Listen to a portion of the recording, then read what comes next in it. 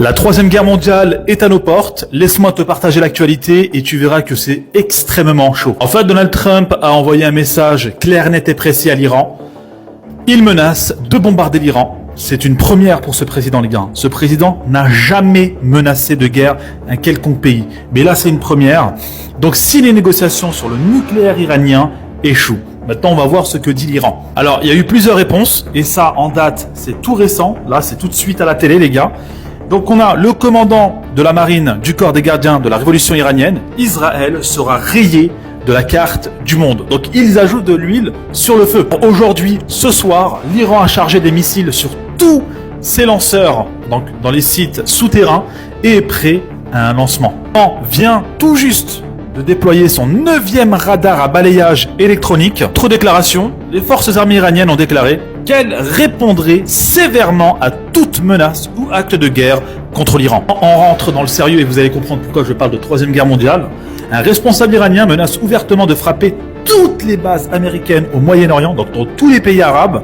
Quand le moment viendra, peu importe que vous soyez un soldat américain, britannique ou même turc, donc il menace aussi la Turquie, vous serez pris pour cible si votre base est utilisée par les Américains. D'ailleurs, qu'en pense l'entité génocidaire ? Il estime que l'attaque contre l'Iran n'est plus qu'une question de temps, avec ou sans l'appui des Américains. L'Iran a 2 doigts de la guerre mondiale, laisse-moi te résumer la situation. 2 chefs de guerre américains et de l'entité génocidaire ont été vus aujourd'hui dans un bunker militaire souterrain à Tel Aviv. Forcément, les deux ont parlé de stratégie militaire contre le Yémen, mais aussi contre l'Iran.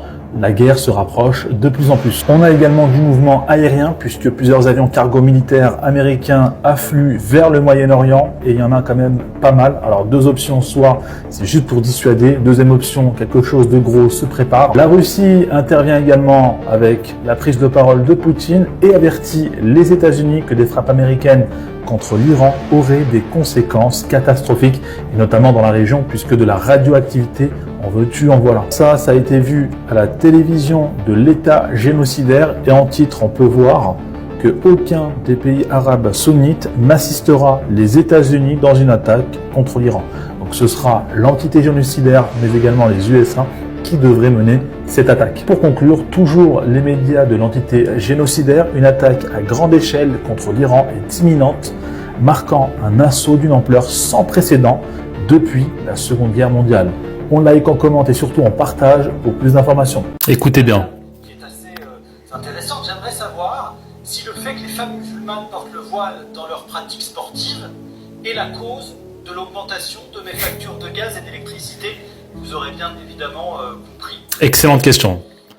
Il est dégoûté, le présentateur, là. Et lui, j'en parle même pas. Déjà, pour commencer, bien joué Myriam, celle-là, ils l'ont pas vu venir. On a vu la gueule du présentateur complètement gêné.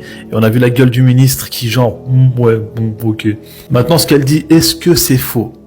De vous à moi. Bien sûr que c'est vrai ce qu'elle dit. Aujourd'hui en France, on a l'impression que tout est la cause du musulman. Le chômage, c'est le musulman. L'inflation, c'est le musulman. L'insécurité, c'est le musulman.